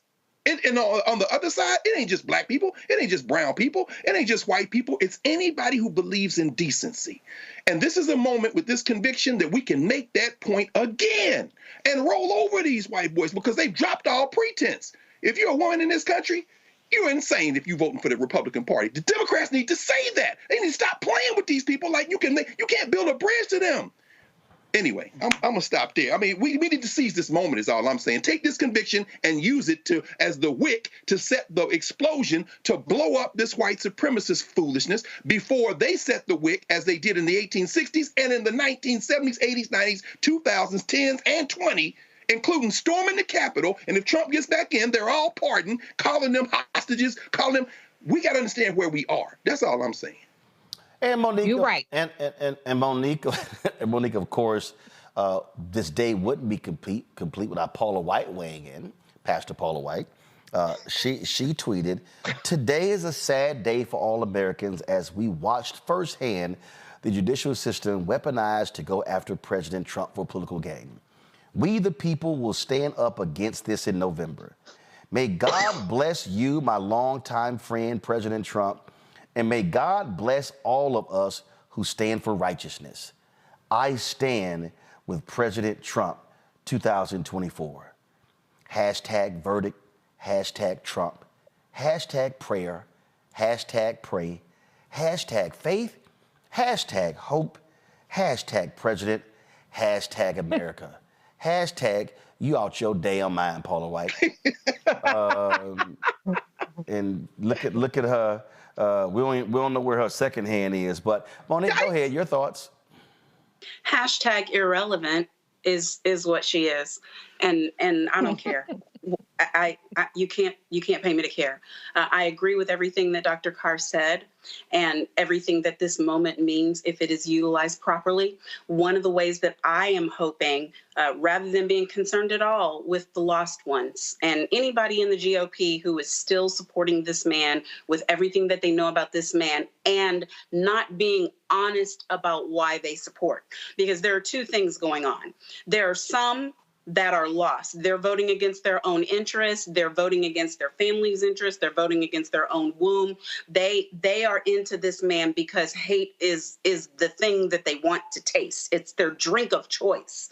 And so they're supporting the one that can put that forward the best and speak for them in ways that they can't speak for themselves. Then there are these others who really are just concerned about their businesses and concerned about their taxes and concerned about their tax write-offs and concerned about what's going to put forward the best thing for them. And then there are a discrete number that are concerned about being anti-abortion and getting their fundamental religious type policies put forward, and they don't care. He can be nasty, he can be ugly, he can be racist, he can be indecent. I hear you, Dr. Carr, and they would still vote for him because of that. I just want y'all to be honest about why you're doing it, because if you're honest about why you're doing it, then you could end up with a better choice. Because I can still see eye to eye with GOP members who disagree with me about policy. I cannot see eye to eye with GOP members who defend racism and misogyny when really what's behind it is they support the policies. Just say who you are and what you are, and then I know you're not crazy like him and like them. So I think we have to get everybody at least into their proper groups. But all the while, what I am saying to Black and brown, and as Dr. Carr said, women folk, in any folk other than white male folk with means, You need to understand that what this jury did today with their voices, you can do with yours. What they got there and did when they listened to the evidence, and they, like you said, some of them got their news from Fox News, some of them got all their news from Truth Social, 2 of them were conservative lawyers. I mean, when that group got together and weighed the facts and had to make a decision, they made the right, but for some of them, hard decision. We can all do that. We can all do that very same thing. So I want this verdict to empower people who are on the fence thinking, there's no way they're going to convict that white man. There's no way anything about jury is going to rule against him. The system is stacked in his favor. No, it's not. No, it's not. You have an opportunity to do the very same thing. And now is that time to do it. This election is not about whether our taxes are going to be higher or not. To Dr. Gregg's point, we have been at this type of inflection point before in history. We are deciding who we are. Yes. We are deciding what this country is. We are deciding what a system of government looks like. We are deciding whether we want laws or not. Those are the things that we are deciding now. And everybody don't have to agree. I don't care what those Republicans who are supporting Trump says about that. Okay, let them be lost. Mm-hmm. We have enough of us. If we make a decision together, there are enough of us to make decisions about where this country is going. Will you be safe getting an abortion in Texas the way you would in California? Will you have a vote in Alabama the way you have a vote in Maryland? That's where we are right now. And this verdict today says it is in our power to do something about it. Madison McFerrin dropped a video. I think she had to channel Reese just a little bit. Somebody sent me this. I saw it earlier and I was going to play it. Then somebody sent it to me. I said, let me go ahead and do this. And so this is Madison McFerrin singing. I think she's related to Bob McFerrin, but she's talking about Trump's conviction. That motherfucker's guilty, that motherfucker's guilty, that motherfucker's guilty, that motherfucker's guilty, that motherfucker's guilty, that motherfucker's guilty, that motherfucker's guilty, that motherfucker's guilty, that motherfucker's guilty, that motherfucker's guilty, that motherfucker's guilty, that motherfucker's guilty, that motherfucker's guilty, that motherfucker's. I guess she wanted to put some house music beat behind it. My man Keenan also went to AI and came up with this. Guilty as they come, felon on the run, yeah. Hush money dealt, son. Records falsified, done, yeah. Now you're in the pen. Court said what you didn't win. 34 counts, no friends. Now you're locked up in the end. Dollar after dollar, babe. Trying to escape the shade. Got your team, love to scheme. But truth's cutting like a laser beam. Empire built on lies, crumbling. All right. I also before I go to my next guest, I also love when receipts are dropped. So Senator Marco Rubio sent this tweet out, y'all. The bad news is today the Biden leftists in New York made a mockery of our criminal justice system. The good news is Americans have sent Trump over $50 million since this travesty, and his deranged enemies just elected Trump for president again. That was a tweet that he actually sent out. First of all, there's no confirmation he's raised $50 million in the last 3 hours. Okay, so that's a lie. But this is the same Marco Rubio, y'all, the same one in 2016. I think this is quite prophetic. But yeah, here's what happens in many countries around the world. You have a leader that emerges and basically says, don't put your faith in yourselves, don't put your faith in society, put your faith in me. I'm a strong leader, and I'm going to make things better all by myself. This is very typical. You see it in the third world. You see it a lot in Latin America for decades.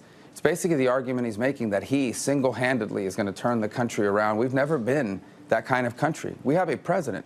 The president is an American citizen who serves for a period of time, constrained by the constitutions and the powers vested in that office. The president works for the people, not the people for the president. And if you listen to the way he describes himself and what he's going to do, he's going to single-handedly do this and do that without regard for whether it's legal or not. Look, I think people are going to have to make up their mind. I can tell you this, no matter what happens in this election, for years to come, there are many people on the right, in the media, and voters at large that are going to be having to explain and justify how they fell into this trap of supporting Donald Trump, because this is not going to end well one way or the other. He's going to be the nominee and he's going to lose. Or he'll have thrown this party into its most chaotic and divisive period ever, and that's unfortunate, because the Republican Party is the home of the limited government free enterprise movement in America. And if it crumbles or it divides or it splits apart, it'll be very difficult to elect candidates that hold those views at any level of government until we can bring the party back together. What a massive sellout he is. After I go to my next guest, I couldn't help myself. You know, Paula White said that poster. Some of y'all may not remember the commentary I did about her on TV One and Tom Joyner Morning Show. I'm going to go ahead and play it again because my ass is petty. But right now, I'm going to go to Attorney Jelanda Jones. Jelanda, you've been a criminal defense attorney. I think about right now, Donald Trump is not going to be paying his attorneys. No, he's not. But he definitely is going to make a circus and a mockery out of 34 guilty convictions. What's really interesting, people take, like regular people, when we get convicted, it takes years and years and years for things to churn through the appeals process. I have a sneaking suspicion that stuff is going to go real fast for him. But there are things that give me hope. So I'm pleasantly surprised about the verdict, because I thought for sure, you know, Trump people believe he can kill somebody and get away with it. But there were polls that white people did that say that 1 in 4 Republicans said they will not vote for him if he's convicted. Well, he's convicted. They say 60% of independents say they won't vote for him if he's convicted, again, of a felony. He's convicted. In a close election, that could be the margin of victory that we need. So I'm hopeful that we can do something as a country. And I also hope that it inspires Black folks, especially, that if Donald Trump could get convicted, then maybe some stuff can work out with us, and that we've got to vote like our children's lives depend on it, because they do. Because the one thing I know for certain, his conviction does not stop him from being able to run for president. Literally, all you have to do is be 35 years old and live in the States for 14 years. And way long time ago, somebody actually ran for president while in prison. So the only way Donald Trump is going to get stopped is if we stop him. And again, I am pleasantly surprised, because I've seen the criminal justice system fail us. I've seen the criminal justice system make a different law for white people when they're charged with the same thing Black people are. So I'm hopeful that this will energize us, because I think we were all shocked. I think we were all shocked that it came back so quickly, and he's guilty AF, and he does not need to be our president. And of course, you've got your fellow Texans, Ken Paxton, Dan Patrick, and others. They're just beside themselves, just angry and upset. And the Attorney General of Texas literally said he's going to unleash all of his powers against New York and others. So, first of all, I'm a lawyer. We ain't got no power. Texas ain't got no power over New York. They don't have it. But it's not unusual for the Republicans here in Texas to just lie about stuff. They literally create fiction. They lied during the elections. They just make things up. And the crazy thing is, people at least here believe it. But what they're going to find out, take your Texas self to New York and see what happens to you. So the evidence against Trump was strong. They believe Stormy Daniels, just because she does what she does not mean that Trump did not pay her to keep her quiet. He interfered in the 2016 election, and I am terrified if he gets elected, because this is what I know. The same thing that Greg Abbott our governor is saying, oh, they've weaponized the court system. It's a kangaroo court. Trust me, Trump is going to get elected. He's going to eviscerate the courts. He's going to appoint 2 really young Republicans to the Supreme Court. He's going to exact political revenge on the people that he believed came after him. And if people think things can't be worse than they are now, they are wrong.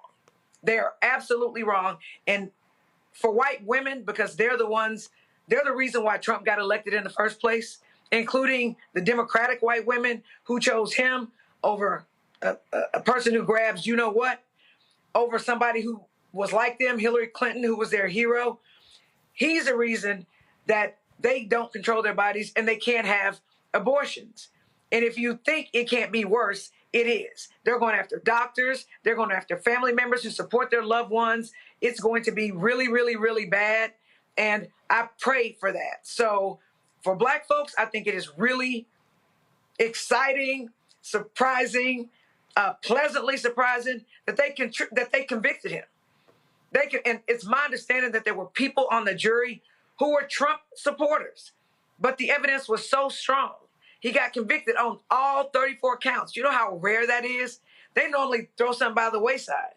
But the man does not respect the law. And trust and believe that when he's unleashed, if we allow him to be president, he's coming after us. He's coming after Black people, and he's coming after all of his political enemies. And Greg Abbott and Dan Patrick and the people here in Texas that I fight against all the time, because just in case you don't know, I'm in the Texas legislature. They are flat out fools. They lie to get anything that they want, and people take their lies as true. So we better do something now. This may be the only moment in history that we actually have the power. And if we don't use this conviction to stop him from being president, then actually shame on us, because he's dangerous.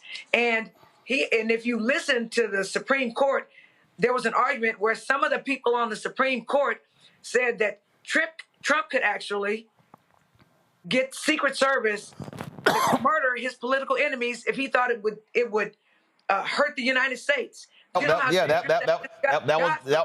was a legal argument his folks actually made there in court. Here is, of course, the governor of Texas, Greg Abbott.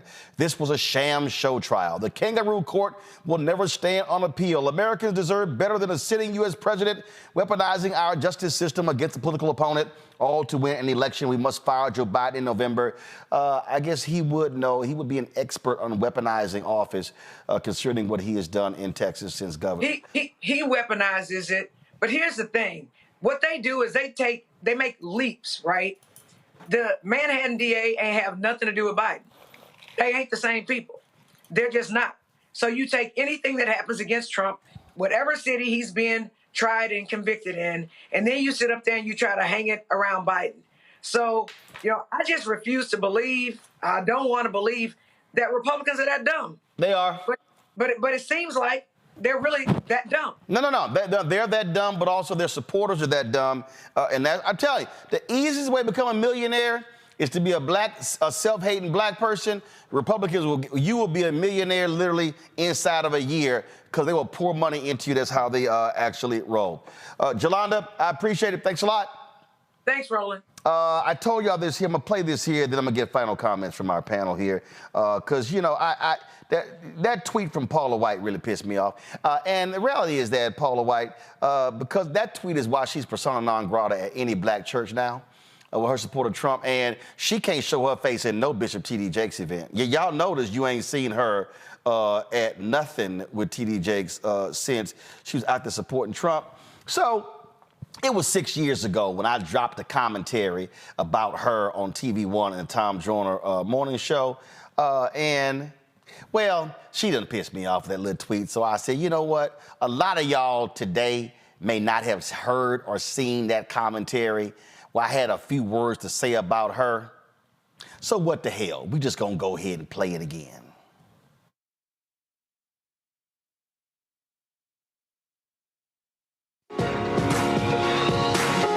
folks. Recently, Pastor Paula White was on Jim Bakker's television show, and she had a few things to say about Donald Trump and Christianity and the people who've been criticizing him. Press play. How can the president withstand the hatred and the pressure? Everything he says, they turn it around. Yeah. Paula, there's never been hatred like this. I've never to seen a president. it. Never in my life seen it. They want to trip him up.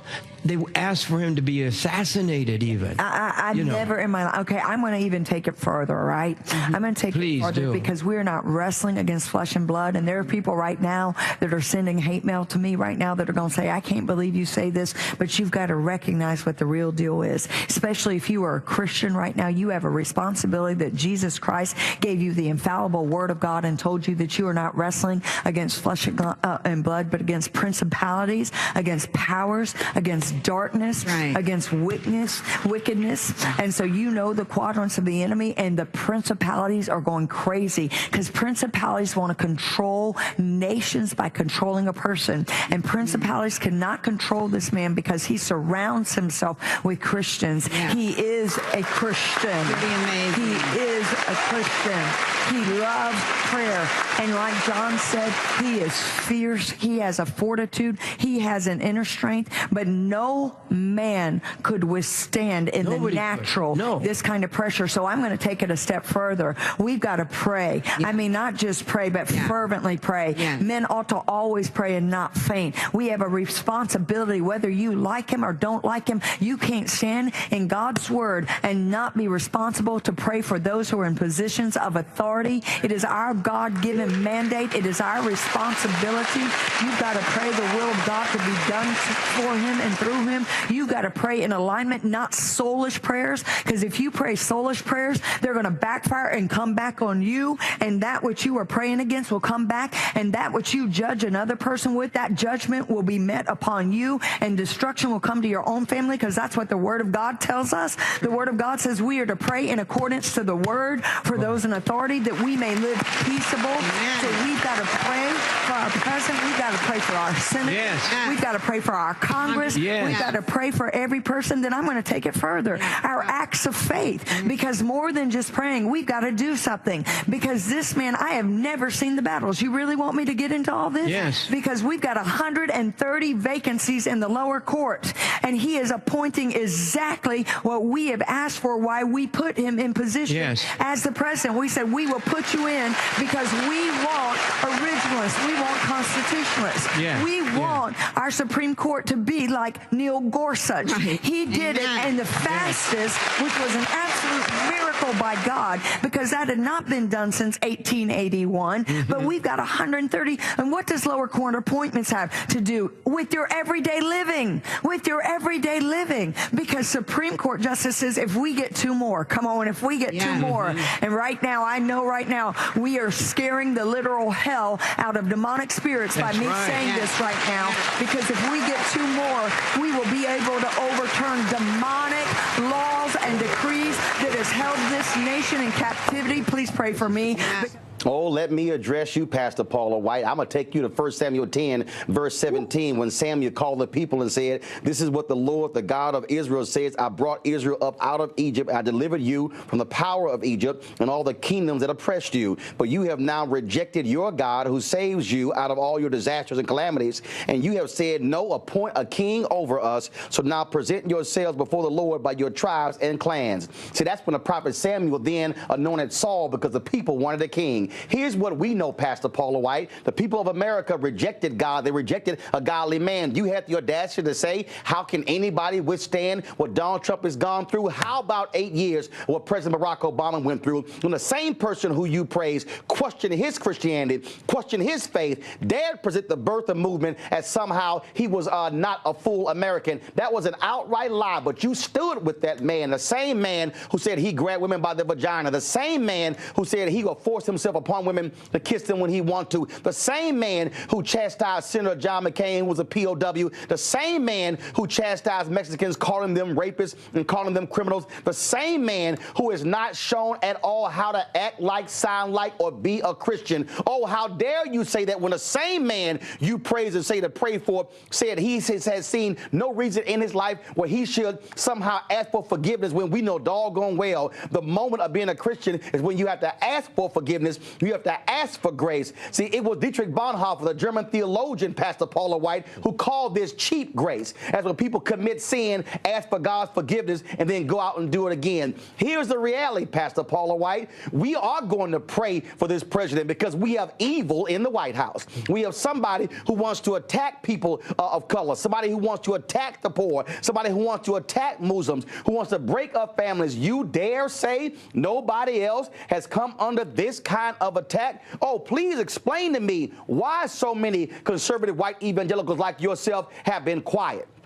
Tell me why y'all excuse his comments about Charlottesville, where he essentially aligned himself with neo-Nazis and white supremacists. You pastor a church in Orlando, Florida, that Zachary Timms used to pastor, but before he died, that's largely an African-American church. I want you to stand in front of them and tell them why in the world they must stand in support with Donald Trump when he is trying to take away their right to vote, when he has a sham voter fraud panel. You tell me how that is Christian. You tell me what is Christian about trying to get rid of the Affordable Care Act, where people who are sick, disenfranchised, will be thrown off and not have health care. Please show me in your Bible where that's somehow a Christian principle. I dare say this, Pastor Paula White, you are supposed to be a prophet, P-R-O-P-H-E-T, not P-R-O-F-I-T. God calls for the prophetic to stand up, to question people in power, to challenge them. Because let me remind you, it was the prophet Samuel who went to Saul and told him he was doing wrong, who said that you have went against the commandments of God. Let me remind you, Pastor Paula White, it was the prophet Nathan who went to David and said you sinned against God by laying with Bathsheba. What we need, Pastor Paula White, are not people who wave their Bible trying to get conservative Supreme Court justices. What we need are people who are going to actually follow that Bible. I suggest you call Reverend Dr. William Barber to have a conversation about what it means to actually be a prophetic voice in the 21st century. I suggest you go read Dr. King's letter from a Birmingham jail, where he was talking to folks just like you who were saying black folks are pushing too much. And I dare say you use a prophetic voice to look Donald Trump in the eye and say it's time for you to stop acting like a grown child and to act like a man, to respect the office of the presidency. What I expect, Pastor Paula White, somebody who has been raised up, who has been built up by virtue of talking and preaching in black churches, to have an understanding of what black folks are going through. So you want us to pray for the president? Oh, we're going to pray for the president. We're going to pray for the country, because the country asked for a king. The country turned their back on God, and now God said, I'm going to give you the desires of your heart, which always ain't good. Pastor Paula White, we got a word for you, and that is be a prophetic voice and don't just be a profitable voice. Weekdays on TV One. Now, did y'all hear some of the stuff that she said in there? They did get those 3 Supreme Court justices. And you see what they're all about. Paula White is a fraud. Paula White is shameful. Jim Baker, we know his ass is a convicted felon. Here's what we understand. And bottom line, these white evangelicals, they don't give a damn about the Bible, about Jesus. They don't give a damn about nothing but their pocketbooks. And we've been making this point that with this verdict, it doesn't guarantee Donald. He's not kicked off the ballot. He's not moved as a nominee. He's going to be their nominee. But guess what? End his ass.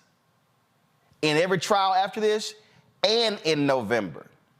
For all the folks sitting there saying they're going to pick the couch, no.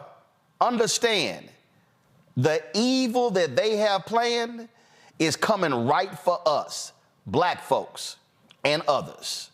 Now is not the time for any of us to be playing games and playing footsie with an evil imp like this man. because the last thing we need is to see folk like Paula White back in the White House with her fake-ass prayers over a fake Christian, over a fake president. Final comments, I'll start with you, Lauren. Yeah, I'm not going to deny the fact that I don't even know who Paula White is until this moment.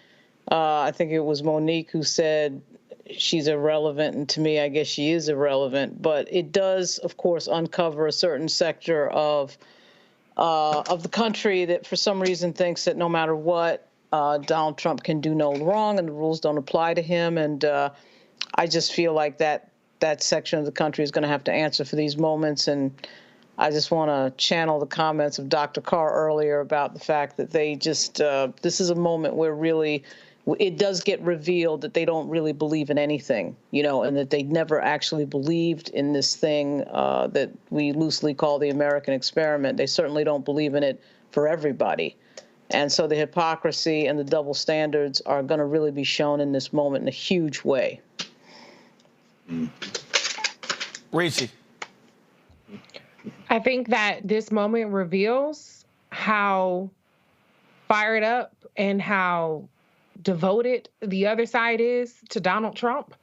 And I think you should take a long, hard look at if you want those crazy motherfuckers making the decisions for you, if you want them making the decisions over your citizenship, over your right to move freely between one state and the next, one city and the next, if you want them saddling up on your ass, as Ken Paxton was saying, if you want them to have the reins of the country beyond the pockets that they have, the states that they have, which, by the way, are pretty big, if you want them to give Donald Trump a blank check, mind you, the reason why he's not in office right now is not because he didn't try to steal the election. It's because there were enough people in institutional positions that were unwilling to break the law for Donald Trump. The Republican Party right now is telling you the laws don't mean a damn thing if it means more power for them, if it means holding on to power, if it means disenfranchising you, and if it means being able to do whatever the hell they want to do, whenever they want to do, to whoever they want to do it to.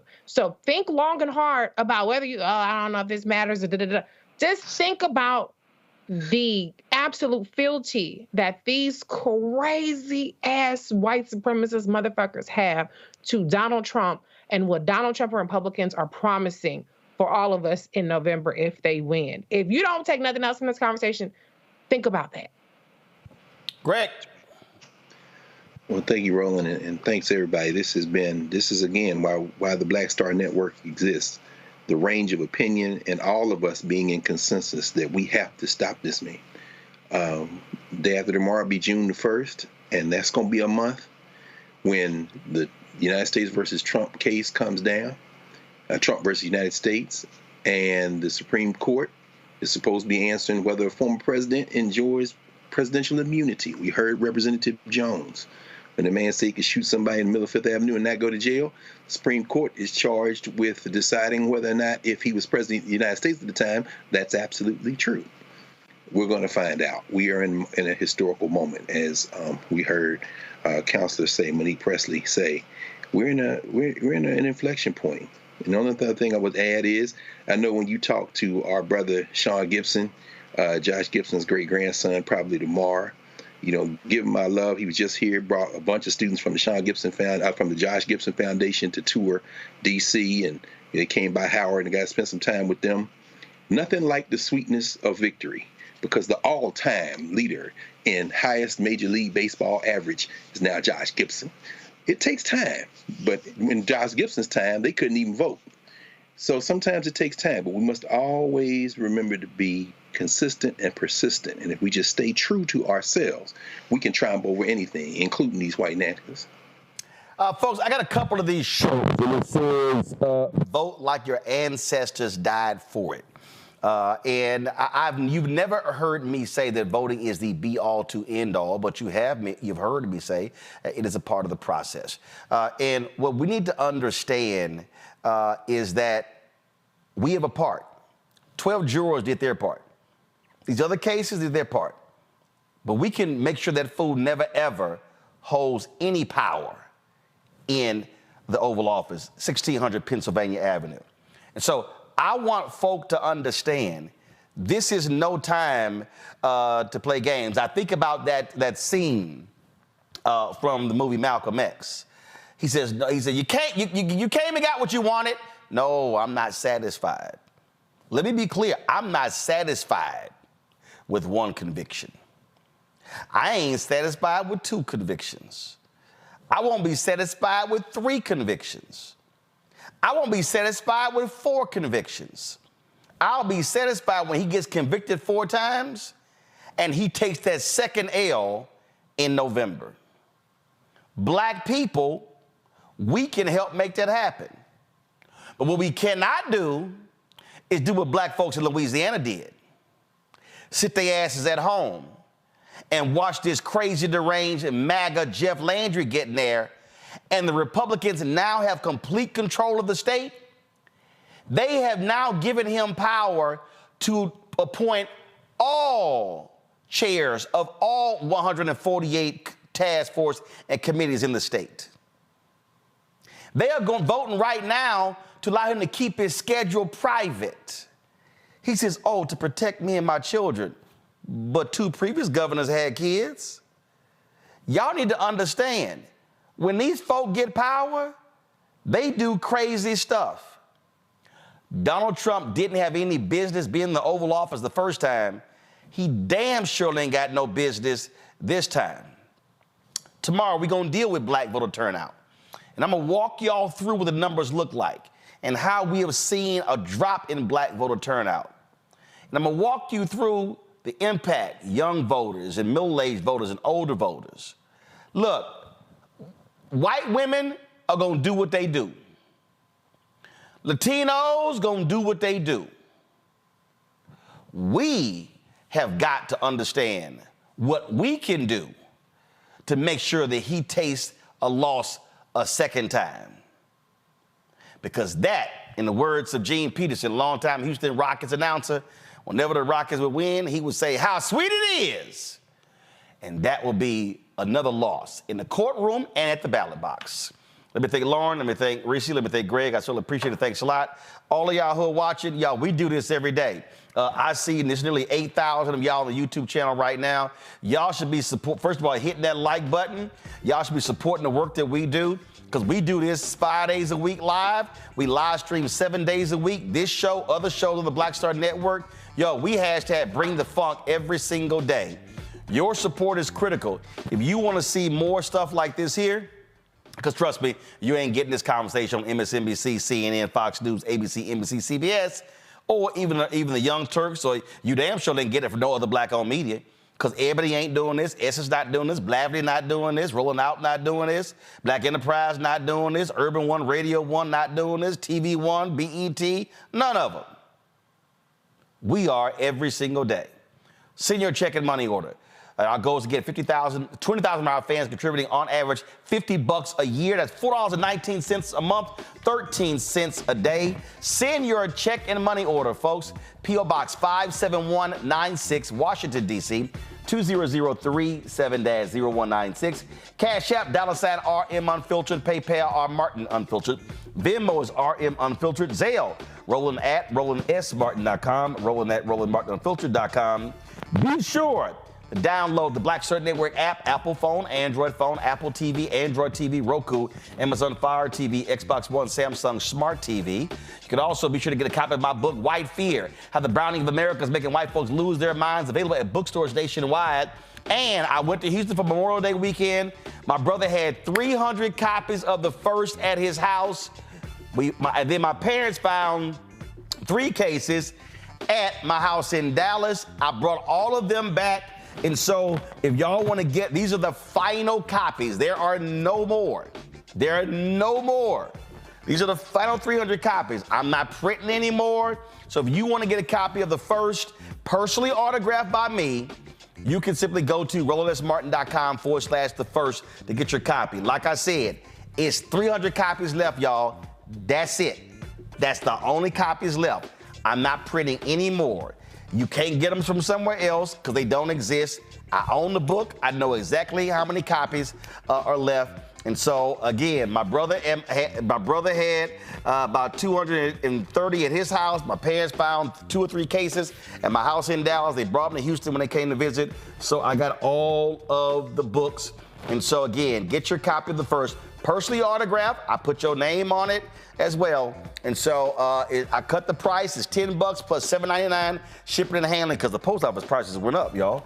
Go to RolandSMartin.com/the first. All right, folks, that's it. I'll see y'all tomorrow right here on Roland Martin Unfiltered on the Black Star Network.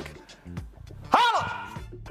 Black Star Network is here. Oh, no punch! I'm real revolutionary right now. Thank you for being the voice of Black America. All momentum we have now, we have to keep this going. The video looks phenomenal. See, this difference between Black Star Network and black-owned media and something like CNN. You can't be black-owned media and be scared. It's time to be smart. Bring your eyeballs home. You dig?